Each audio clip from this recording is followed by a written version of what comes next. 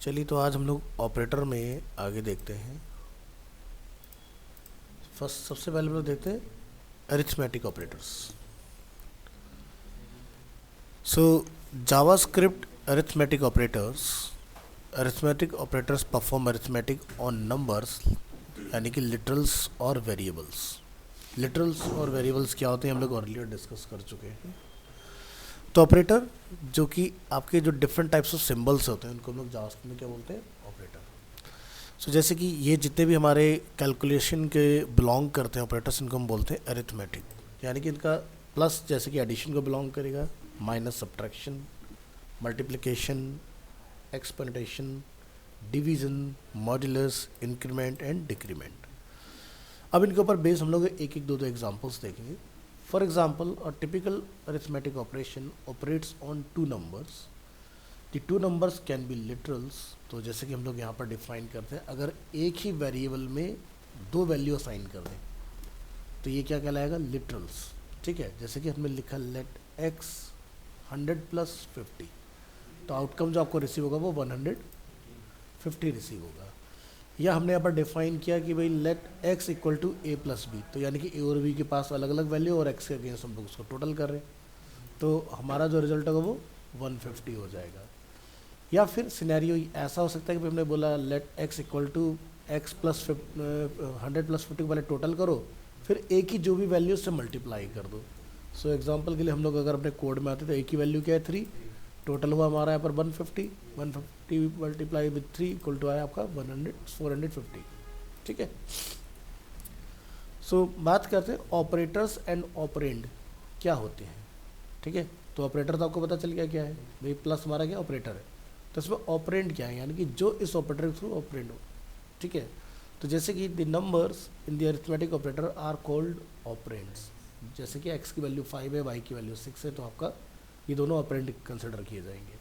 The operation to be performed between the two operands is defined by an operator. Example के तौर पर plus यानी कि addition operator, let x = 5 y = 2, आपका outcome जो होगा z = वो क्या हो जाएगा 7। तो 5 और 2 क्या हुए, ऑपरेंड्स हुए। ठीक है, यहाँ पर सब्ट्रैक्टिंग की बात की जाएगी तो आपको माइनस यानी कि नेगेटिव आपका आ गया, यानी कि 3 हो गया हमारा। मल्टीप्लाई की बात करेंगे तो यहाँ पर आपका 10 हो जाना चाहिए इसके अंदर। और इसी तरह से डिवीज़न की अगर हम लोग बात करते हैं यहाँ पर, तो हमें कुछ वैल्यू इस तरह से रिसीव हो जाएगा। ठीक है, नेक्स्ट बात करते हैं रिमाइंडर। तो यहाँ पर आपको परसेंटेज ऑपरेटर का यूज़ करना है। The modulus operator returns the division reminder.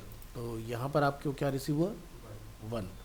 अब यहाँ पर 1 हमें क्यों रिसीव हुआ, ठीक है, 2 × 2 = 4, तो जो वैल्यू डिवाइड नहीं वो क्या बची, 1, तो वो रिमाइंडर हो गया आपका। ठीक है,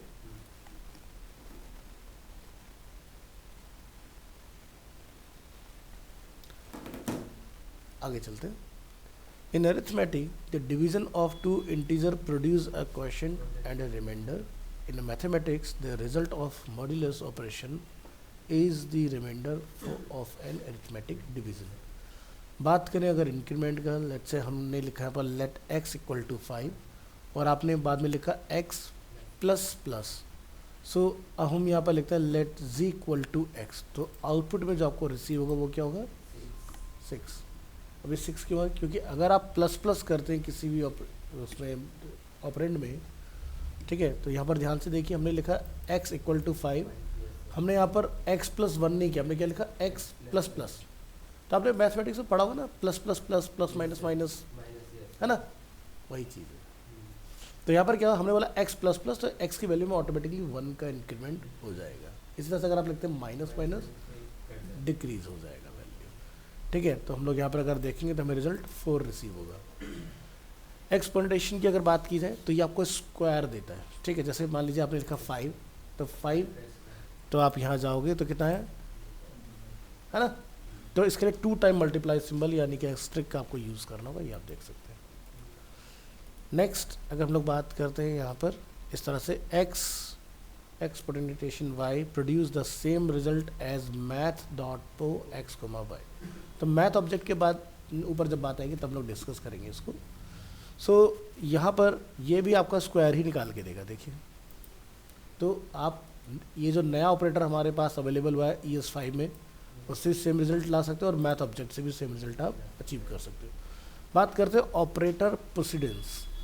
सो हमने यहाँ पर डिफाइन किया let x equal to 100 + 50 × 3। Output क्या होना चाहिए? 450। सलीम,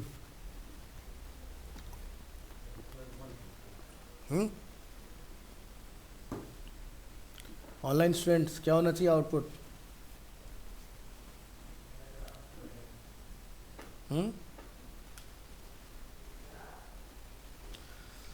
चलो चला के देखो, यहाँ से हम लोग क्लिक करते हैं इसको, हमें रिटर्न क्या आ रहा है? ऐसा क्यों हो गया? क्योंकि अब की बार आपने क्या किया, यहाँ पर 100 + 50 कर लिया, ठीक है। जैसे अगर ये ब्रैकेट में होता तो पहले होता क्या टोटल, फिर होता मल्टीप्लाई। मैथ में हमने यही तो पढ़ा है कि अगर हम क्या करना चाह रहे हैं पहले वो हमें बताना होता है। अगर आप तीनों को एक साथ डिफाइन कर दोगे तो आपका रिजल्ट जो होगा वो कुछ इस तरह से रिसीव होगा, 250। अभी 250 क्यों हुआ, इसका डिक्लेरेशन देखो, in the result of example of the same as 150 × 3, है ना, यही तो हो रहा है। बट और is it the same as 100 + 50? भाई यहाँ पर क्या हो रहा है, 100 + 50 150, तो क्या होगा कि पहले वाली वैल्यू एज इट इज रहेगी। 53 सा कितना हो गया 150, 150 + 100 कितना हो गया 250। तो मल्टीप्लाई यहाँ होगा, उसको वो प्लस में टोटल नहीं करेगा। लेकिन अगर आपने इसको ब्रैकेट में डाल दिया होता तो पहले होता टोटल फिर होता मल्टीप्लाई। क्लियर? मैथ में भी सेम ऐसे काम करता है, कैलकुलेटर पे भी अगर चेक करोगे तो ये बहुत क्वेश्चन पूछा जाता है जनरली, ठीक है। सो इन द एडिशन और the multiplication done first, addition and multiplication done first, so क्या होगा, as the traditional schools mathematics the multiplication is done first. Multiplication, multiply and division, जिसको हम लोग यहाँ पर डिवाइड का सिंबल से देख रहे हैं, have higher precedence than addition and subtraction. So, and as in school mathematics, the precedence can be changed by using parentheses. So, when using parentheses, the operations inside the parentheses are computed first. यानी कि अब क्या होगा, total पहले होगा, then total होके जो आएगा उससे मल्टीप्लाई होगा। क्लियर है? तो अब जब आप यहाँ पर देखोगे तो रिजल्ट कितना आना चाहिए? तो मैं पहले वाले एग्जाम्पल से लगा 450 आएगा, क्योंकि बात तो वही हो रही है, लेकिन ब्रैकेट मिसिंग थी, वहीं तुम फंस गए। नेक्स्ट यहाँ पर देखिए, when many operations have the same precedence like addition and subtraction और multiplication and division, they are computed from left to right. तो यहाँ पर अब इस केस में क्या होना चाहिए? अच्छा नहीं, तो वैसे आउटपुट अभी के सिनेरियो आउटपुट क्या होगा?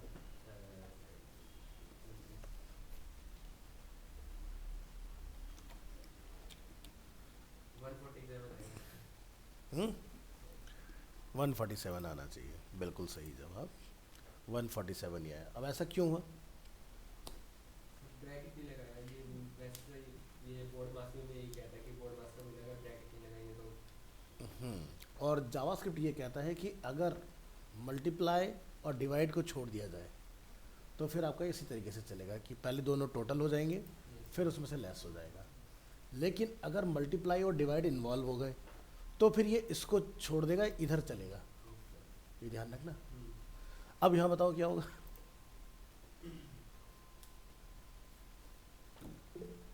अब डिवाइड पहले होगा कि मल्टीप्लाई है?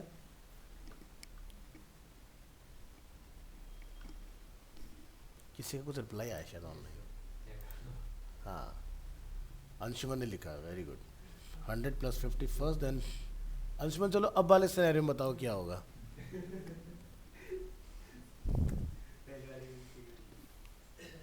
अभी तुमने पढ़ा मल्टीप्लाई और डिवाइड की जब बात आएगी तो ये पहले होते हैं, उसके बाद में बाकी चीज़ें बराबर। उससे पहले डिवाइड होगा फिर sir divide and multiply rule में सर मल्टीप्लाई पहले होता है, डिवाइड बाद में होता है। अब क्या आएगा हमारे यहाँ पर? 6 आएगा सर, क्योंकि पहले डिवाइड ही होता है। ठीक है, तो यहाँ पर हमारा पहले डिवाइड हो गया यस सर। और जो बचा उससे हमारा मल्टीप्लाई हो गया। तो ये है आपके अरिथमेटिक ऑपरेटर्स। इसके बाद के जो जितने भी हमने ऑपरेटर्स देखे थे जो असाइनमेंट थे या बिट वाइज थे वो हम यहाँ देखेंगे। ठीक है, तो जैसे कि हमारे पास ऑपरेटर्स हैं असाइनमेंट में, equal to, plus, equal to, minus, equal to, multiply, equal to, divide, equal to, modulus, equal to and exponential equal to. तो ये अगर हम लोग इस तरह से लिखें तो भी सेम आउटपुट लेकर आएंगे, और अगर हम लोग इस तरह से लिखें तो भी बात एक ही है। यानी कि उसको ऐसा समझो, लेट x इक्वल टू 5 और हमने लिखा x equal to x plus 10 या x प्लस इक्वल टू 10, बात वही कही जा रही है ना। तो ये है हमारे पास assignment operators, assign values to JavaScript variable. फिर हमने देखा था shift assignment operators, rare use में आते हैं बट देखेंगे हम इनको भी। ठीक है, फिर हमने देखा था बिटवाइज ऑपरेटर, इसका भी हमारे पास सॉल्यूशन अवेलेबल है जिसको हम लोग लॉजिकल के अंदर यूज़ करते हैं। ठीक है, तो चलिए वन बाय वन हम सभी के ऊपर एग्जांपल्स देखते हैं। सबसे पहले बात करेंगे इक्वल टू। इक्वल टू बोले तो मतलब किसी भी वेरिएबल को अगर मुझे कोई वैल्यू असाइन करनी है तो इक्वल टू ही यूज़ होता है। तो चलिए हम यहाँ देखते हैं, जैसे कि लेट x इक्वल टू 10, ये क्या हुआ, सिंपल असाइनमेंट ऑपरेटर, यानी कि x की वैल्यू 10 हो गई आपकी। हम कहते हैं यहाँ पर सिंपल असाइनमेंट एग्जांपल में let x equal to x plus y. अब क्या होगा कि जो हमारी वैल्यू होगी पहले की, आप यहाँ देखें y की वैल्यू कितनी है 50, हमने यहाँ बोला x इक्वल टू 10 है, प्लस उसमें y और ऐड कर दो, कितना हो गया 60 आ गया हमारा आउटपुट। फिर हम कहते हैं पर प्लस इक्वल टू, इसको बोलते हैं एडिशन असाइनमेंट। ठीक है, असाइनमेंट ऑपरेटर के अंदर सो मैनी ऑपरेटर्स हैं, तो कौन सा वाला, एडिशन असाइनमेंट। हमने बोला लेट x इक्वल टू 10, अगर हम लिखते हैं यहाँ पर x equal to x plus 10, या लिख दिया हमने x प्लस इक्वल टू 5, तो 10 और 5 दोनों टोटल होके आपको 15 रिजल्ट यहाँ पर डिस्प्ले करेंगे। ठीक है, या फिर अगर हम लोग टेक्स्ट के फॉर्म में देखें तो हमने लिखा let x equal to hello, फिर हमने लिखा text plus equal to word, तो हेलो वर्ड आएगा। इसी तरह से आता है माइनस ऑपरेटर में, लिखा x की वैल्यू है 10, आपने लिखा x माइनस इक्वल टू 5, तो आउटकम क्या रह गया 5, लेस हो गया उसके अंदर। मल्टीप्लाई इक्वल टू में आपका मल्टीप्लाई हो जाएगा, आपको 50 रिसीव हो जाएगा। यहाँ पर आपको यहाँ पर एक्सपोनेंशियल है तो इसमें आपका ये स्क्वायर निकाल देगा उसका। ठीक है, फिर आगे चलोगे, यहाँ पर क्या है डिवाइड इक्वल टू ऑपरेटर, तो इसमें आप यहाँ पर देखो आपका रिटर्न आ जाएगा 2। ठीक है, फिर आगे चलोगे परसेंटेज इक्वल टू, इसमें आपका रिमाइंडर आ जाएगा। ठीक है, तो क्या इक्वल इक्वल कट गया ना, तो इसलिए 0 बचा हमारे पास। फिर हमारे पास क्या है left shift operator, rare use में आता है बट देख लो क्या होता है। The left shift of assignment operator left shifts a variable. अब यहाँ देखो x की वैल्यू कितनी है -100, हमने बोला उसको लेफ्ट शिफ्ट करो। ठीक है, तो यहाँ पर हमें कितना आ रहा है माइनस में 3200। तो जब हम लोगों ने शिफ्टिंग वाला एग्जाम्पल देखा तो देखा था 32 नंबर होते हैं, लास्ट क्लास में जब लोगों ने देखा था। इसी तरह से राइट शिफ्ट, तो यहाँ पर आप देखोगे तो आपको -4 यहाँ पर रिसीव हुआ इसके अंदर। फिर यह है unassigned right shift assignment operator, जिसमें ट्रिपल टाइम आपने ग्रेटर देन का यूज़ करना है, तो आपको यहाँ पर इस तरह से रिसीव होगा। तो ये रेयर यूज़ आने वाले ऑपरेटर्स हैं, आपको इनकी ज़रूरत होगी नहीं। सबसे ज़्यादा जो यूज़ में आते हैं वो असाइनमेंट और अरिथमेटिक ऑपरेटर्स ही होते हैं। तो हमारे जो काम का आता है जैसे लॉजिकल ऑपरेटर हो गया, जब भी कोई प्रोग्राम में लॉजिक लगाओगे तब आपने उसका यूज़ करना है। शिफ्ट ऑपरेटर के बाद हमारे पास कौन सा आता है bitwise operator. The bitwise and assignment operator does a bitwise and operation on 2 operands and assign the results to the variable. हमारे पास वैल्यू है x इक्वल टू 9, हमने लिखा and x equal to 5। So आपका यहाँ पर देखो सेम वही आ गया जो शिफ्ट वाला ऑपरेटर आउटपुट निकाल रहा है। यहाँ पर आपका और ऑपरेटर है, ये और के लिए पाइप का हम लोग यूज़ करते हैं। तो यहाँ पर ये क्या करेगा, does a bitwise or operation on 2 operands and assign the result to the variable. तो इस केस में आपका नंबर यहाँ पर 101 आएगा। फिर आगे चलोगे यहाँ से x और कैरेट सिंबल, जो कि आपका कीबोर्ड में नंबर 6 के ऊपर आता है। तो यहाँ पर क्या होगा, does a bitwise x or operation on 2 operands and assign the result to the variable. तो इसका रिजल्ट आपको यहाँ पर 97 रिसीव होगा इस केस में। तो ये बिटवाइज ऑपरेटर कहाँ होगा, जावास्क्रिप्ट आपको यूज़ करने के लिए नहीं मिलेगा। अगर जावास्क्रिप्ट से कोई सॉफ्टवेयर डेवलप कर रहे हो तब यूज़ में आएगा। ठीक है, अब हमारे जो काम का है वो ये है एंड ऑपरेटर। ये हमारा क्या logical, the logical and assignment operator is used between 2 values. If the first value is true the second value is assigned. हमारे पास क्या x की वैल्यू 10 है, हमने लिखा x and 2 time equal to 5। Run example पर क्लिक करेंगे तो वैल्यू क्या हमें रिटर्न हुआ, यहाँ पर जरा कोड में जाके देखो। हमने यहाँ पर डिफाइन किया इसके अंदर, if the first value is true the second value is assigned. तो फर्स्ट वैल्यू अगर हमारी ट्रू है तो सेकंड वैल्यू उसको असाइन करो। तो यहाँ पर हमने लिखा वैल्यू ऑफ एक्स इज, तो ये क्या हुआ हमारा एंड असाइनमेंट। तो वैल्यू अगर ट्रू होगा तभी उसको असाइन करेगा, अदरवाइज ये वैल्यू असाइन नहीं करेगा। और इन सबके ऊपर आगे जाकर आपको एग्जाम्पल देखने के लिए मिलेंगे, क्योंकि जब हम लोग फॉर्म वैलिडेशन परफॉर्म करेंगे, क्योंकि फॉर्म के अंदर बड़ा लॉजिकली हमें काम करना होता है। यूज़र को इस तरह से बांध दो कि अगर वो चीज़ फुलफिल ना करे तो आगे ना बढ़ पाए। तो जैसे और का कहाँ यूज़ होता है, एंड का कहाँ यूज़ होता है। जैसे एग्जांपल के तौर पर मैं एक ही कंडीशन में दो फील्ड को चेक कर रहा हूँ कि मेरे को यूज़र नेम और पासवर्ड अगर दोनों है तो आगे जाए, नहीं तो ना जाए। या फिर एक फील्ड में मुझे दो लोगों से लॉगिन करवाना है, तो मान लो कि फील्ड जो भी है मेरा उसके अंदर उसैद है या उसके अंदर सलीम है, अगर वो दोनों आते हैं तो लॉगिन होगा, अगर उनके अलावा कोई तीसरा आता है तो लॉगिन नहीं कर पाएगा। तो उस कंडीशन में लॉजिकल और का यूज़ होता है। ठीक है, तो जैसे हमने यहाँ पे लिखा x की वैल्यू क्या है 10, तो हमने बोला x और इक्वल टू 5, यहाँ पर हमने असाइन किया इसको, तो आपका रिजल्ट क्या आ गया 5 आ गया, लेकिन ट्रू है। फिर क्या आता है आपका नल इक्वलाइजिंग और असाइनमेंट ऑपरेटर, ये नया इंट्रोड्यूस हुआ है आपका। So if the first value is undefined और null the second value is assigned. तो देखो क्या है, अनडिफाइंड है ना, तो ये असाइन कर देगा उस कंडीशन में। अगर वेरिएबल के पास कोई वैल्यू नहीं है तो ये उसको वैल्यू डालेगा नलिश।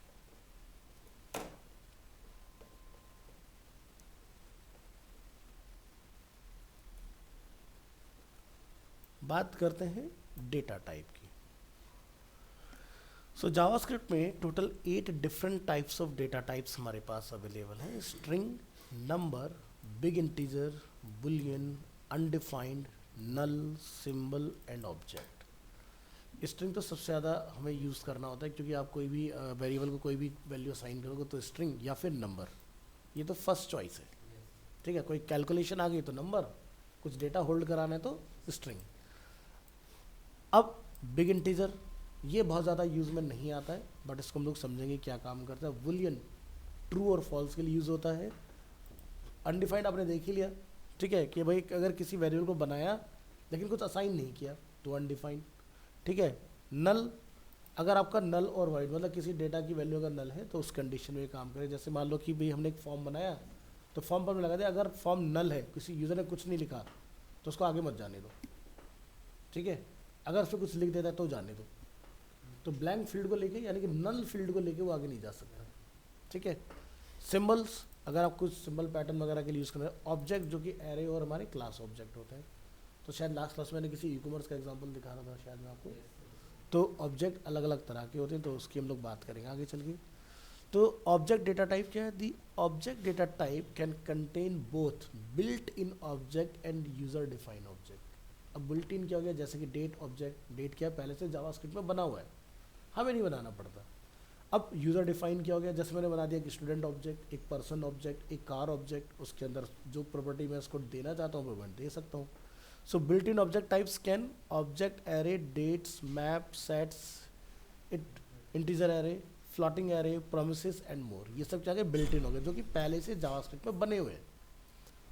ठीक है, तो जैसे कुछ एग्जांपल्स के थ्रू समझते हैं। जैसे नंबर क्या होता है, हमने लिखा let length equal to 16, let weight equal to 7.5। तो ये क्या हमारी यूजर डिफाइन वैल्यू होगी ना। हमने वाला colour equal to yellow, last में इक्वल टू जॉनसन। ठीक है, तो ये हमारा स्ट्रिंग ऑब्जेक्ट हो गया, ये हमारा नंबर हो गया। बुलियन, एक्स की वैल्यू ट्रू है, वाई की वैल्यू फॉल्स है, तो ये बुलियन का एग्जाम्पल हो गया। ऑब्जेक्ट की बात करें, जैसे पर्सन हमारे पास एक ऑब्जेक्ट है, फर्स्ट नेम है जॉन, लास्ट नेम है डो, तो यहाँ पर ये क्या हो गया, एक हमारा ऑब्जेक्ट हो गया। एरे ऑब्जेक्ट में जैसे कार, तो सारी कार इसके अंदर अवेलेबल है। डेट ऑब्जेक्ट जैसे कि न्यू डेट वही अपने यहाँ पर सेट कर दिया 25 मार्च 2022। ठीक है, तो इस तरह से ये अपने पास सारे ऑब्जेक्ट्स हैं। चला के देखते हैं। और JavaScript variable can hold any type of data. मतलब आप यहाँ देख सकते हो वेरिएबल क्या है कार, उसके अगेंस्ट क्या रखा है एरे। यहाँ पर वेरिएबल क्या है डेट, उसके अगेंस्ट क्या है डेट ऑब्जेक्ट। यहाँ वेरिएबल क्या है पर्सन, उसके अंदर क्या है ऑब्जेक्ट। ठीक है, यहाँ पर वेरिएबल क्या है एक्स, जिसके अगेंस्ट क्या है बुलियन। यहाँ पर वेरे क्या है स्ट्रिंग, उसके अगेंस्ट स्ट्रिंग वैल्यू। यहाँ पर वेरिएबल क्या है लेंथ, उसके against number variable, number value है। तो यानी कि काम तो वेरिएबल से ही होगा। तो इसलिए जावास्क्रिप्ट या मैथ, अगर दोनों में अगर हमें वेरिएबल्स क्लियर नहीं है तो मैथ में अगर वेरिएबल ना हो तो आप कोई सम से सॉल्व नहीं कर पाओगे। और in the same way JavaScript में अगर आपको वेरिएबल की अंडरस्टैंडिंग नहीं है तो आप कोई प्रोग्राम ही नहीं लिख पाओगे। क्योंकि वेरिएबल में क्या रखना है, कैसे उसको इनिशियलाइज करना है, ये आना बहुत ज़रूरी है। तो चलिए यहाँ पर हम क्या देखते हैं, the concept of data type को समझते हैं। इन programming data types is an important concept. To be able to operate on variables, it is important to know something about the type. So, example के तौर पर हमने लिखा let x equal to 16 plus Volvo. तो does it make any sense to add Volvo to 16? Will it produce an error or will it produce a result?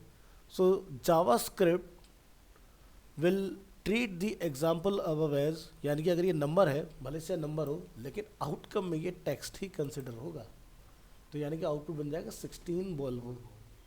अब इस चीज़ को करा के कोई फ़ायदा है? यही चीज़ यहाँ पर लिखी है, does it make any sense to add Volvo to 16? कोई फ़ायदा नहीं है ना, क्योंकि एक टेक्स्ट और एक नंबर है, तो नंबर को नंबर के साथ परफॉर्म कराओगे, टेक्स्ट के साथ परफॉर्म कराओगे, तो इस चीज़ का हमें ध्यान रखना होता है। So note, when adding a number with and a string, JavaScript will treat the number as a string. ठीक है, टेक्स्ट भी स्ट्रिंग के साथ मिलके स्ट्रिंग ही कंसिडर होगा, नंबर नहीं रहेगा फिर वो, चाहे भले से आपने सिंगल कोड में लिखा हो। Example let x equal to 16 plus Volvo, आपका आउटपुट आएगा 16 Volvo। और अगर आपने लिखा x equal to Volvo plus 16, तो Volvo 16 आएगा आउटपुट आपका। ठीक है, तो वाइस वर्सा, इधर से चलाओ उधर से चलाओ। So JavaScript evaluate expression from left to right. Different sequences can produce different result. अब जैसे एग्जांपल के तौर पर अगर आपने नंबर को पहले रख दिया तो टोटल हो जाएगा, लेकिन आउटपुट फिर भी वही ना 20 Volvo, कोई फायदा नहीं। जैसे आप यहाँ जाओ, क्या बन गया, टोटल हो गया ना। लेकिन अगर Volvo प्लस 16 प्लस 4 लिखा होता तो आपका Volvo आपका 164 हो जाता। अगर इस तरह से लिखा होगा तो Volvo क्या बन गया, तो 164। तो इसको हमें ध्यान रखना है कि हमेशा ये लेफ्ट पर टोटल करता है जावास्क्रिप्ट, राइट पर टोटल नहीं कर पाता। अगर टेक्स्ट आपने पहले रख दिया तो टोटल नहीं होगा, और अगर टेक्स्ट बाद में रख दिया तो टोटल हो जाएगा, क्योंकि लेफ्ट पे पहले नंबर को ही टोटल करता है सबसे पहले। So in the first example JavaScript treats 16 and 4 as number until it reaches Volvo. In the second example, since the first operand is a string, all operands are treated as a string. बात करते हैं types are dynamic. तो JavaScript के जो types होते हैं वो क्या होते हैं, डायनामिक होते हैं। कैसे? JavaScript has dynamic types. This means that the same variable can be used to hold different data types. जैसे let x, ये क्या है अभी, undefined, x equal to 5, now x is a number, x equal to John, now x is a string। अब मुझे बताओ क्या output आना चाहिए इसका अगर चलाओगे तो?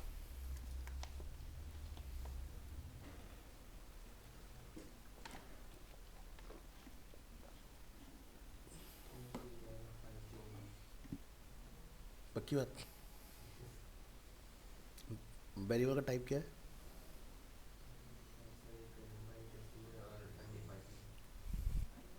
वेरिएबल का टाइप कौन सा है? वैर है, लेट है, कांस्टेंट है, क्या?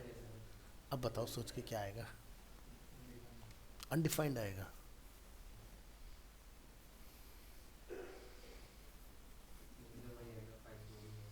पक्की बात? जॉन 5 दोनों आ जाएंगे। देखो वैल्यू क्या है यहाँ पर, वेरिएबल हमने बनाया लेकिन उसको कुछ नहीं दिया। अगर आपने यहाँ के वेरिएबल को कुछ डेटा दे दिया, ठीक है, तो पहले तो ये सोचो क्या लेट में ये पॉसिबल है करना? नहीं नहीं नहीं, ध्यान से सुनो पहले मेरी बात। आपने एक वेरिएबल बनाया लेट एक्स इक्वल टू, ठीक है, एक उसने उसको कुछ डेटा दिया, तो जो भी डेटा दिया होगा वो तो आप एक्स को फैच कराओगे चल जाएगा। बट आपने लिखा लेट एक्स, ठीक है, और आपने लाइन को छोड़ दिया और एक्स को अपने नेक्स्ट लाइन में डेटा दिया, तो क्या लेट आपको ये अलाउ करता है? नहीं करता। ध्यान से सोचो, लेट करता है, कांस्टेंट करता है? ऐसा सॉरी, कांस्टेंट मैं तो लेट नहीं करता। लेट नहीं करता ना, कांस्टेंट नहीं करने देता नेक्स्ट लाइन। कांस्टेंट कहता है भैया जो तुमने लिया सेम लाइन में दो, अगली लाइन में नहीं। तो यानी कि लेट के केस में ये काम कर जाएगा। अब मुझे बताओ आउटपुट क्या होगा? 5 जोन आ जाए। 5 जोन कैसे आएगा मुझे बता? क्या यहाँ पे कोई रीअसाइन हो रही है वैल्यू? कि x equal to x plus this, या फिर x प्लस इक्वल टू जोन हो जाए, x इक्वल टू 5 हो जाए। डेटा का टाइप तो चेंज हो रहा है। चलो सस्पेंस खत्म करते हैं, लास्ट डेटा क्या है ना। देखो क्या हुआ, जब प्रोग्राम ने कोड को रीड करना स्टार्ट किया, उसने वेरिएबल को देखा, वेरिएबल अनडिफाइंड था।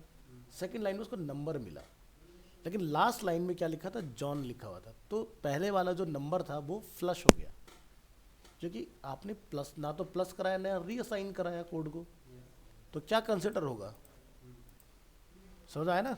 तो जॉन जो है वो आपका प्रिंट होगा। देखो प्रोग्राम फर्स्ट लाइन को रीड करता है जहाँ पर उसको वेरिएबल मिलता है अनडिफाइंड। प्रोग्राम ने दूसरी लाइन को रीड किया जहाँ पर एक्स को अब डेटा मिला जो कि है 5।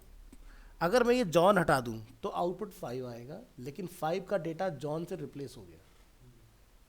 बट अगर मैं यहाँ लिख दूं एक्स प्लस इक्वल टू जॉन, तो फिर 5 जॉन आएगा। तो ध्यान से देखा करो सिंबल को। मैंने इसलिए बोला कि अगर कांस्टेंट होता तो ये चलता ही नहीं प्रोग्राम, क्योंकि कांस्टेंट कहता है मुझे सेम लाइन में असाइन करो, नेक्स्ट लाइन में नहीं। तो ये ध्यान रखना, ठीक है। आगे चलते हैं। JavaScript string. A string or text string is a series of character like John Doe, ठीक है। तो string are written with quotes, you can use single or double quotes। तो जैसे एग्जांपल के तौर पर मैंने लिखा let car name 1 equal to Volvo XC60, ठीक है, डबल कोट में है। let car name 2 equal to Volvo XC60, ठीक है। अब ये देखो दो अलग अलग वेरिएबल है, आउट वैल्यू पे मत जाओ, बट वेरिएबल के नेम पर जाओ। तो दो अलग अलग वेरिएबल है, इसलिए लेट के अंदर दोनों वेरिएबल कंसिडर होंगे। आउटपुट क्या वर्क करेगा या नहीं करेगा ये बताओ। हम यहाँ पर सिंगल कोट और डबल कोट की बात कर रहे हैं, तो सिंगल कोट और डबल कोट क्या अलाउड होते हैं जावास्क्रिप्ट में, पहले तो ये सोचो। पढ़ चुके हम लोग स्टार्ट में, तो दोनों का आउटपुट आना चाहिए। सलीम कितना % लग रहा है, आउटपुट आएगा इसका, नहीं आएगा? क्यों ऊपर वाला क्यों नहीं आएगा? तुम्हारे अकॉर्डिंग उसमें क्या गलत है?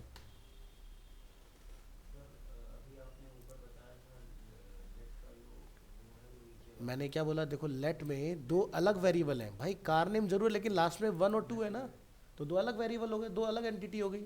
मेरा क्वेश्चन ये है कि ये डबल कोट में, ये सिंगल कोट में, तो क्या आउटपुट होना चाहिए? 100% कितने लोगों को लग रहा है कि दोनों आने चाहिए? उसैद का 100% है। हाँ जी, तुम्हारा? अंशुमन कहता है सिर्फ जॉन आएगा। भाई ऐसा नहीं होगा, क्योंकि दो अलग अलग जॉन कहाँ से आ गया? हम तो वो शायद मैंने लेट देखा। देखो दोनों आ रहे हैं ना। देखो क्या होता है कि हमने स्टार्टिंग में पढ़ा था जावास्क्रिप्ट सिंगल और डबल कोट हम दोनों में ही चला सकते हैं, तो उसमें ना कंफ्यूज होने की जरूरत नहीं है, ठीक है। Strings are written with quotes, you can use single और डबल बोथ, आप दोनों को ही चला सकते हो, ठीक है। अब यहाँ पर हम लोग देखो सिनेरियो को बदलते हैं। जैसे मान लो कि इट इज़ ऑल राइट, अगर आपने सिंगल कोट में बाहर लिखा होता तो अंदर सिंगल कोट आप दोबारा नहीं चला सकते, तो डबल कोट के अंदर सिंगल कोट चल जाता है, सिंगल कोट में डबल कोट चल जाता है। तो ऐसा कोई वेरिएबल के अंदर वैल्यू डालना पड़ गया, इट इज़, तो इज़ को हम लोग शॉर्ट में लिखा अपोस्ट्रोफी लगा के, तो क्या हुआ कि ये चल जाएगा। बट अगर आपने सिंगल कोट में लिखा तो ये लाइन फेल हो जाती है हमारी। अब जैसे हमने लिखा ही इज़ कॉल्ड जॉनी, तो ये चलेगा। हमने सिंगल कोट में लिखा ही इज़ कॉल्ड जॉनी, डबल कोट में ये भी चलेगा। आउटपुट चला के देखिए, तीनों काम कर रहे हैं। तो समझ में आया कि डबल कोट के अंदर सिंगल चलता है, सिंगल के अंदर डबल चलता है। सिंगल के अंदर सिंगल दोबारा चलाओगे तो एरर बन जाएगा तुरंत। प्रैक्टिकली दिखाता हूँ।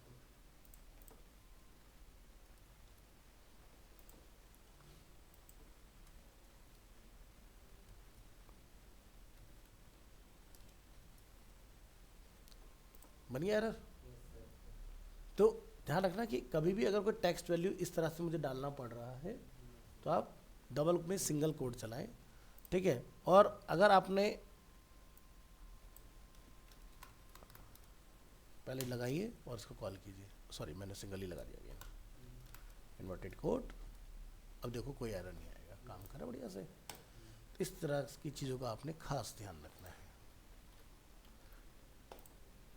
अब जैसे आप लिखते हो document dot gate element by ID, अब आईडी की जो डेमो है ना वो डबल कोट सिंगल कोट किसी में भी लिख लो, कोई दिक्कत नहीं, लेकिन कब काम नहीं कर पाती हैं चीज़ें उसको समझते हैं ज़रा।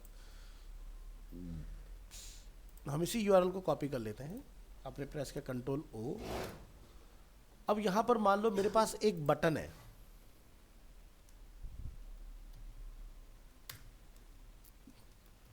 हमने लिखा क्लिक मी, और मैं इस पर चाहता हूँ एक अलर्ट निकले, हमने लिखा ऑन क्लिक। ऑन क्लिक जब भी चलाया जाएगा वो डबल कोट पर लिखा जाता है इस तरह से। अब आप यहाँ जाके लिखते हो कुछ अलर्ट, अब अलर्ट की जनरली वैल्यू जो लिखी जाती है वो डबल कोट में लिखी जाती है, लेकिन ये नहीं लेगा क्योंकि हम डबल कोट में तो सिंगल कोट ही चल सकता है, ठीक है।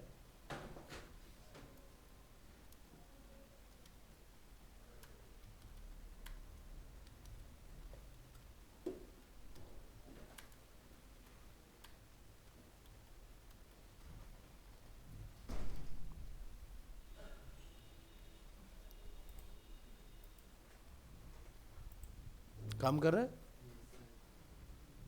है ना। तो डबल कोट के अंदर डबल कोट एग्जीक्यूट नहीं होता, डबल में सिंगल, सिंगल में डबल, ध्यान रखिएगा इस चीज़ को। हाँ हाँ, चलो आगे बढ़ते हैं। अब बात करेंगे जावास्क्रिप्ट में numbers. All JavaScript numbers are stored as decimal number, जिसको हम बोलते हैं फ्लोटिंग पॉइंट या फिर डबल भी बोल देते हैं। Numbers can be written with और विदाउट डेसिमल, यानी कि मैंने यहाँ पर x1 एक वेरिएबल बनाया जिसमें 34.00, फिर मैंने 2 बनाया जिसमें मैंने ओनली 34 लिखा है। आउटपुट में जब आप जाओगे तो आपको यहाँ पर 34 ही डिस्प्ले होगा, ठीक है।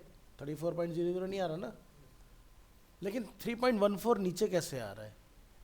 तो हमने यहाँ पर x3 की वैल्यू क्या बनाया, 3.14। मैंने कोई अलग से स्पेशल कोई यूज़ नहीं करा, मैंने x3 को नॉर्मल प्रिंट करा, काम कर रहा है। तो 34 अपना आप एक कंप्लीट फिगर है ना, तो 34.00 का को समझ गए ना। तो इस चीज़ का आपको ध्यान रखना है। Next, exponentiation notation. अब कई बार क्या होता है, जैसे आप लोग कैलकुलेटर चलाते हो तो क्या होता है वहाँ पर कैलकुलेशन इतनी बड़ी हो जाती है कि वहाँ पर ई वगैरह कुछ लिखा आने लग जाता है। नोटिस किया होगा कभी, ऐसी मस्ती मस्ती में बैठ के बटन दबाते जा रहे, तो डिस्प्ले की एक लिमिट है नंबर को रेंडर करने की, उसके बाद क्या होगा वो ई लिखा आने लग जाएगा। तो क्या होता है, एक्स्ट्रा लार्ज और extra small number can be written with scientific exponentiation notation. तो जैसे कई बार आपको कैलकुलेटर में ई करके कुछ फिगर या नेगेटिव करके फिगर आपको कुछ देखने के लिए मिलती है, तो ये तो हो गया स्मॉलेस्ट के लिए और ये हो गया लार्जेस्ट के लिए, एग्जाम्पल के लिए तौर पर।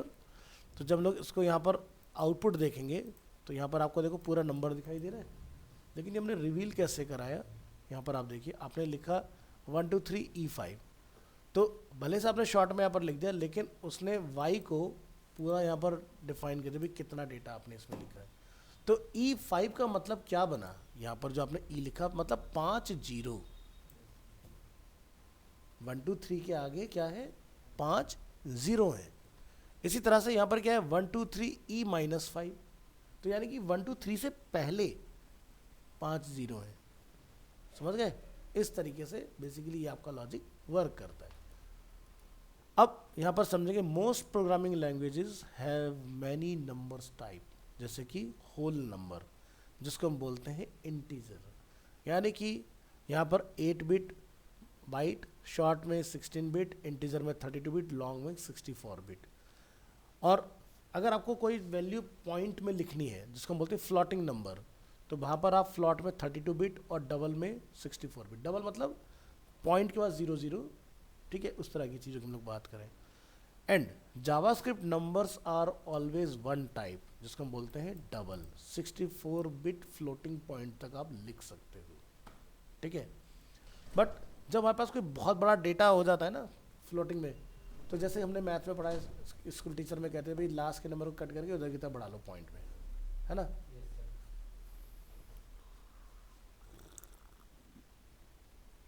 जो लोग मैथ में पढ़ते थे round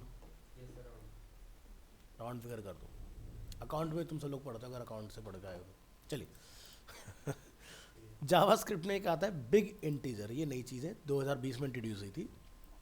all JavaScript number are stored in a 64 bit floating point format JavaScript big integer is a new data type जो कि ECMAScript 2020 में आया है, 2015 में नहीं 2020 में, that can be used to store integer value that are too long to be represented by a normal JavaScript number।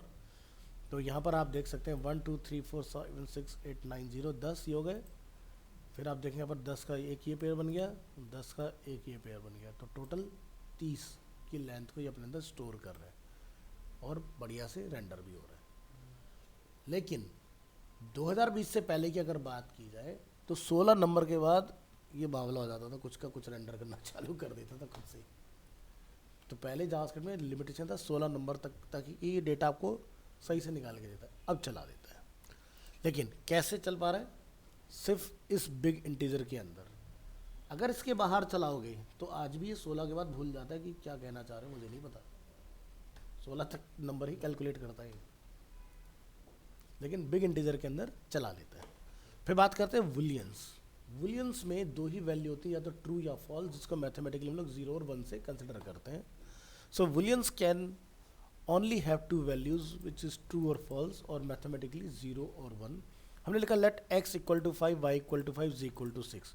हमने बोला x को कि x जो है वो इक्वल टू है y के, तो बिल्कुल सही बात है, ये ट्रू कर देगा रिटर्न। हमने बोला x इक्वल है z के, लेकिन ये फॉल्स है, गलत है, ये तो 6 और ये 5 है, तो क्या आएगा रिटर्न? फॉल्स। तो यहाँ पर आप देख सकते हैं ट्रू और फॉल्स में रिटर्न आ रहा है। अब ये बुलियन वैल्यू इतने काम की चीज़ है कि जितनी भी कंडीशंस परफॉर्म होती हैं कि क्या ये सही है गलत है, सब बुलियंस पे ही चेक होता है। अब चाहे आप कंडीशन आगे चल के सीखोगे, इफ एल्स, वो पूरा बुलियन पे ही बेस्ड है। ठीक है, कि भाई मान लो कि मेरे पास एक फील्ड है फर्स्ट नेम। फर्स्ट नेम जो है उसका मैंने फील्ड का एक नेम रखा एग्जाम्पल के लिए नेम। तो आप जब जावास्क्रिप्ट का लॉजिक लगाओगे, आप लिखोगे variable x equal to document dot form का नेम डॉट फील्ड का नेम डॉट वैल्यू। अब मान लो कि वो फील्ड का नेम जो मैंने एक वेरिएबल के अगेंस्ट रखा कि x 2 टाइम इक्वल टू अगर ब्लैंक है, तो वहाँ पर एक एरर थ्रो करो, प्लीज़ एंटर योर नेम। और अगर वो फिल है तो उसको नेक्स्ट कंडीशन पर रिडायरेक्ट करा दो। तब आपको इनकी ज़रूरत आती है 2 टाइम्स इक्वल टू की। तो 2 टाइम इक्वल टू होता है, 3 टाइम इक्वल टू होता है, मैंने बताया था ना। तो 2 टाइम इक्वल टू क्या काम करता है? जो हम लोग मैथ में पढ़ गए LHS RHS, हमने शायद मैथ में 3 टाइम इक्वल टू नहीं पढ़ा है, प्रोग्रामिंग में मिलता है। अभी 3 टाइम इक्वल टू का काम क्या है कि भाई मान लो कि जैसे मैं चाय पी रहा हूँ फॉर एग्जांपल, अब चाय 2 अलग अलग बर्तन में है, एक कप है और एक गिलास है। अगर आप पूछोगे भी क्या दोनों में चाय है प्रोग्राम से x equal 2 time equal to y, तो कहेगा जी हाँ है। लेकिन अगर आप लिखोगे x triple equal to y, क्या दोनों में चाय है, तो वो कह देगा जी फॉल्स। वो क्या करता है, वो चाय को भी चेक करे प्लस चाय की क्या दोनों बर्तन सेम है, क्या दोनों सिरामिक है या नहीं है। अगर नहीं है तो फॉल्स है। अब ऐसा समझो कि भाई मैंने क्या लिखा x इक्वल टू 5 और y इक्वल टू मैंने इन्वर्टेड कोड में 5 लिखा। अगर आप प्रोग्राम से पूछोगे क्या x और y दोनों इक्वल है, बोलेगा यस। जब मैं उसको बोलूँगा ट्रिपल इक्वल टू, तो वो बोलेगा फॉल्स। क्यों? क्योंकि टाइप बदल गया ना, डबल कोट लगाने पर नंबर क्या बन गया, स्ट्रिंग बन गया ना, वहाँ पर ट्रिपल इक्वल टू काम में आता है। समझ आया?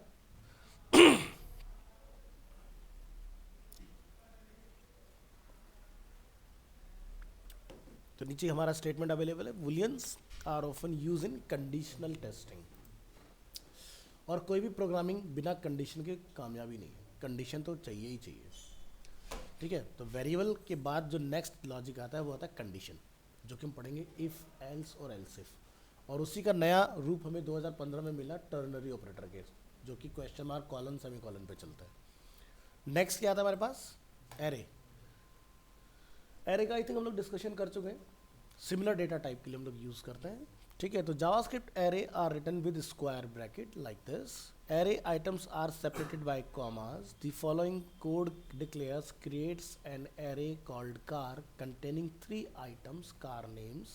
So car is a variable name जिसके अंदर मल्टी ब्रांड हमारे अवेलेबल है, लाइक साब, वॉल्वो, BMW. So आप यहाँ जैसे जाओगे, इसका अगर आप आउटपुट चेक करोगे तो मुझे सिर्फ साब रिसीव हुआ। यहाँ पर ऐसा क्यों हुआ? क्योंकि मैंने जब इसको फैच कराया तो मैंने लिखा फर्स्ट पोजीशन पर कौन सा डेटा है, तो वैसे ये आपका टेक्स्ट लिखा हुआ है, लेकिन जो एरे के अंदर डेटा स्टोर होता है वो पोजीशन पर होता है। जो सबसे पहला होता है उसको 0 बोलते हैं। आप सब लोग फोटोशॉप पढ़ के आए हो, तो फोटोशॉप में बोलते हैं कि RGB जैसे रेड होता है उसके अंदर 256 कलर होते हैं। बट आते तो मैक्सिमम 255 है, तो ज़ीरो पर भी तो कलर होता है ना ब्लैक, तो ज़ीरो भी एक नंबर होता है। तो इसी तरह से प्रोग्रामिंग में बाइनरी में कहता है या तो ज़ीरो होता है या वन होता है। तो पहला जो भी चीज़ होती है वो ज़ीरो होती है। जैसे मैंने आपको लास्ट क्लास में वीकडे के ऊपर एग्जांपल दिया था, तो वीकडे जब भी स्टार्ट होगा ज़ीरो से होगा, मंथ जब भी स्टार्ट होगा ज़ीरो से होगा। ठीक है, आप सोचो कि महीने 12 होते हैं, लेकिन आपको 11 ही रिटर्न आएंगे दिसंबर में अगर चेक करोगे तो। ट्राई कर लो, दिखाता हूँ एग्जाम्पल। अगर मैं करंट मंथ पता करने जाता हूँ यहाँ पर, तो देखते हैं हमें क्या मिलता है। हमने लिखा यहाँ से डॉक्यूमेंट डॉट राइट, हमने यहाँ पर लिखा डेट डॉट, और इसको थोड़ा सा रिफाइन कर लेते हैं। यहाँ लिखेंगे एक वेरिएबल करंट मंथ। ठीक है, हमने लिखा वेरिएबल टुडे इक्वल टू, यहाँ पर लिखेंगे न्यू डेट, यहाँ पर लिखेंगे टुडे डॉट गेट मंथ, और मैं करंट मंथ को यहाँ पर फैच करूँगा। अब आप सोचो कि 12वां महीना मिलेगा ना, ऐसा नहीं होगा। क्या आया? 11वां महीना आ रहा है, यानी कि अब तुम्हें लग रहा है कि जी नवंबर आ रहा है ना, बट ये दिसंबर ही है, क्योंकि तुम्हारी जनवरी जो है वो ज़ीरो पर है। अब बताओ तो 11वां सही है कि नहीं है? और यहीं पर काम आता है एरे का। एग्जाम्पल के तौर पर मैं ये कहता हूँ कि भाई एंड यूज़र तो ऐसे कंफ्यूज हो जाएगा, भाई इसको 12वां महीना रेंडर करो, तो मैं क्या बोलता हूँ, जो भी महीने की वैल्यू है उसको +1 कर दो। भाई कोडिंग वालों को पता है ना कोड क्या कह रहा है, आम आदमी को थोड़ी ना पता। अब उसके लिए सही है, समझ गए ना। तो जैसे आपको डेट निकालनी हो, आप यहाँ जाके लिख देंगे कि क्या लिख दें, टुडे डॉट गेट डेट,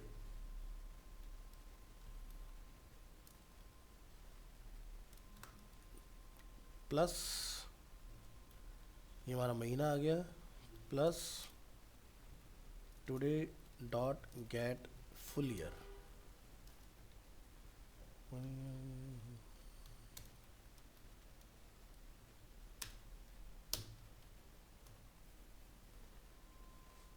नौ 12/2024 सही रिटर्न आ गया। अब इसी में मैं बोलता हूँ डे, टुडे डॉट हमने लिखा गेट डे, प्लस यहाँ पर लिखेंगे कॉमा स्पेस, फिर लिखेंगे प्लस।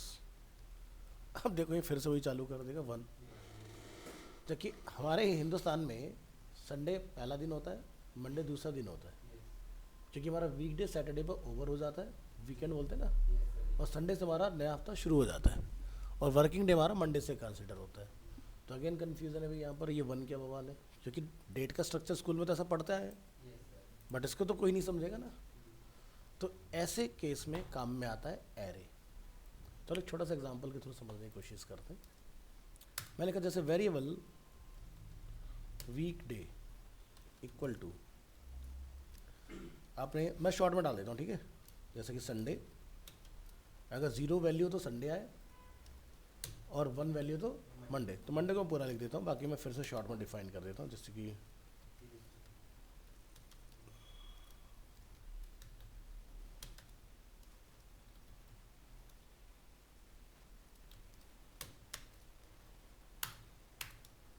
और एरे की वैल्यू आप छोटी बड़ी किस में लिख सकते हो, ठीक है, हमने डिफाइन करा। अब यहाँ पर आप क्या लिखोगे,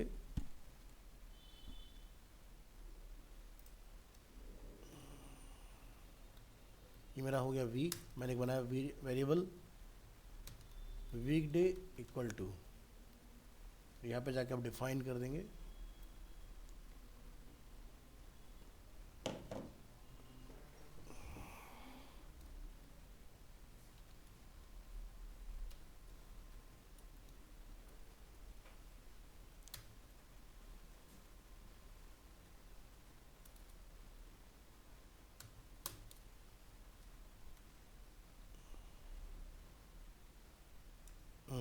एक मिनट, पहले ज़रा वीक को प्रिंट कराओ यहाँ पर, गेट डे की जगह।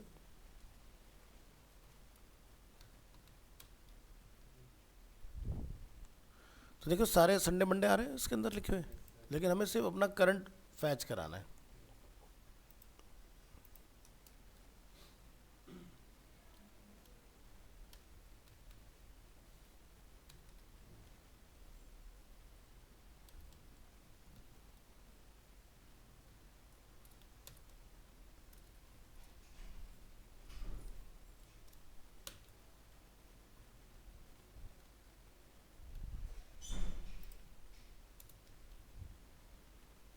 वन आ गया, यहाँ जाओ,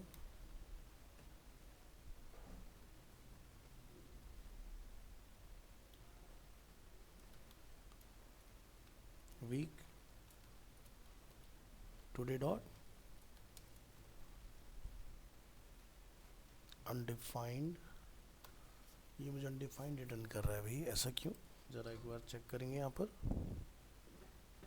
फ़िलहाल कोई एरर नहीं है, तो यानी कि कह रहा है वीक की कोई वैल्यू हमें नहीं मिल रही है।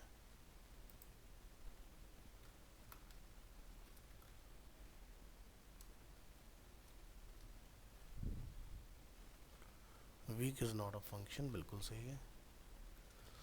एक काम करो, दूसरे लॉजिक से हम लोग करके देख सकते हैं जो कि ऑटोमेटिकली डेज को हमारे चेंज कर दे।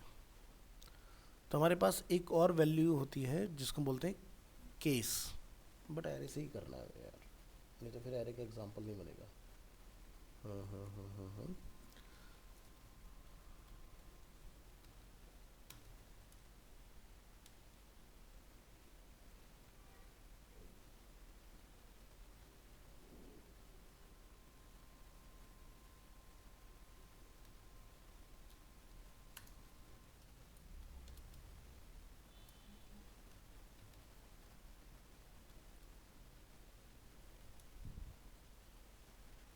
Any and not a number, बिल्कुल सही।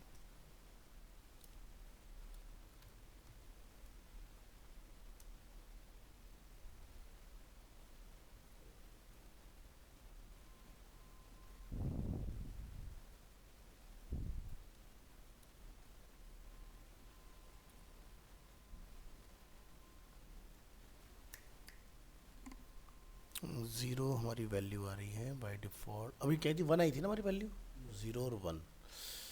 ठीक है, तो ज़रा यहाँ पर एक बार चेक करो, वीक की अगर मैं पोजीशन वन लेता हूँ तो मुझे क्या मिल रहा है यहाँ पर, और हमने क्या लिखा है, वीक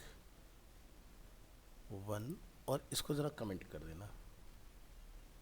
मंडे आ रहा है हमारे पास, ठीक है। तो यानी कि पोजीशन तो हमारी फैच हो रही है। अब हमें पोजीशन पर ये करना है कि जैसे जैसे दिन बदले, ये जिस भी डेट में आप चलाओ और उस दिन जो करंट डे हो वो ये ऑटोमेटिक लिफ्ट कर ले उसके अंदर। तो यहाँ तक का पार्ट हमारा ओके हो गया। तो ठीक है, हम लोग यहाँ लिखते हैं जैसे कि today dot gate day bracket one, और इसमें जाकर हम लोग यहाँ डिफाइन कर लें वीक को।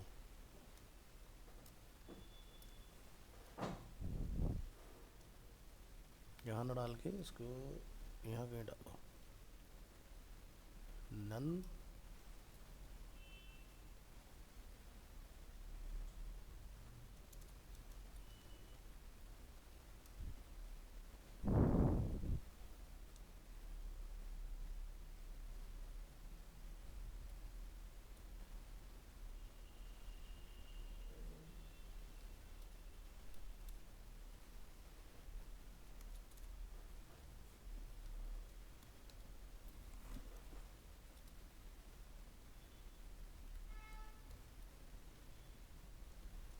नेक्स्ट समय कॉल हटा देना।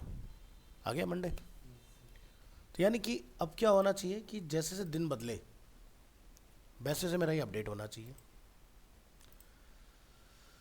तो यहाँ से फ़िलहाल मैं टेम्परेरी, वैसे तो ये मना करेगा बट हम ट्राई करके देखते हैं कि भाई अगर दिन, कौन सा टाइम जोन चल रहा है, यहीं का है ना, तो यहाँ जाओ, आज का डेट है 9/10 कर देते हैं, चेंज कर देते हैं, ट्यूसडे आ रहा है।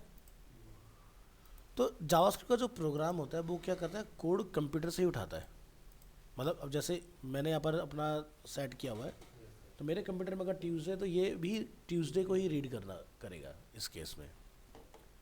चलो तो कौन सा एग्जांपल था, ये वाला था ना, तो ज़रा रन एग्जांपल करो क्या हो रहा है, बन गया हमारा। तो यानी कि जिस दिन पे भी आप चलाओगे वो कंप्यूटर से ऑटोमेटिकली डे खुद से फैच कर लेगा आपका। तो मैं वापस को ऑटोमेटिक पे डाल देता हूँ ताकि जो सही टाइम है वो ले, क्योंकि फिर टाइम वगैरह चेंज करने से होता है ना, जो आपकी कुछ सर्विसेज होती है वो चलना बंद हो जाए, जैसे व्हाट्सएप काम नहीं करता, डेट टाइम बदल जाता है ना।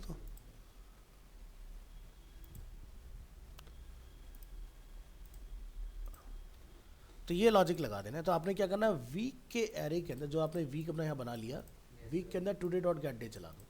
अब वीक की पोजीशन क्या है, जैसे 0 1 2 3, तो जैसे यहाँ पर होगा गेट डे की वैल्यू 1 तो 1 की पोजीशन ले लेगा। भाई हम यहाँ पर क्या लिख रहे थे, यही तो लिख रहे थे। अगर मैं लॉजिक हटा दूँ तो मैं यहाँ पर क्या लिख रहा था कि भाई 1 का पता करो, तो 1 पर ये मुझे रिटर्न कर रहा है मंडे। वापस आते हैं, और अगर मैं यहाँ जाके लिखता हूँ इसको भी, यहाँ पर वैल्यू चेक करो 2 पर क्या है, तो 0 1 2 ट्यूसडे है। चलो भाई, बस वही चीज़ मैंने उसको बोल दी कि भाई टुडे डॉट गेट डे। अब गेट डे जैसे ही लेगा 1 लेगा 2, ऑटोमेटिकली वो डेटा यहाँ से लेता रहेगा ऊपर से। अब तुम समझ गए मंथ के साथ क्या करना है, समझ गए ना। ऐसे एक मंथ का अपना वेरी बनाना एरे, और मंथ वाले के अंदर जाके कहाँ गया, करंट मंथ है ना जैसे, तो करंट मंथ डॉट अपना यहाँ पर जाके लगा देना। तो ये नंबर वाला लॉजिक बंद करके आपका मंथ वाला लिखित में आना चालू हो जाएगा। तो ये एंड यूज़र के लिए ज़्यादा यूज़र फ्रेंडली होगा। अब उसको पता चल रहा है 1 कॉमा मुझे नहीं समझ में आ रहा था, मुझे पता है मंडे, अच्छा आज की डेट है, इस तरह से। तो जस्ट एक एग्जांपल है आपके लिए, इसको मैं यहाँ से हटा देता हूँ, जस्ट समझाने के लिए डाला था कि एरे का बेनिफिट क्या होता है।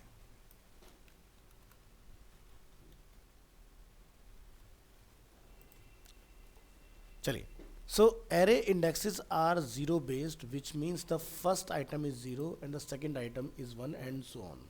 ठीक है, तो 0 से काउंटिंग शुरू होगी। लेंथ अगर निकालोगे तो फिर जैसे अगर हमारे इस एरे में 3 है आइटम, तो लेंथ 3 कंसिडर होगी, लेकिन पोजीशन पकड़ोगे तो लास्ट पोजीशन 2 होगी। ये एरे के अंदर सिस्टम होता है। अब ये सोचो कि प्रोग्रामिंग में एरे बहुत बड़ा टॉपिक है। यहाँ तो लोग बहुत बेसिक देख रहे हैं अभी इसका।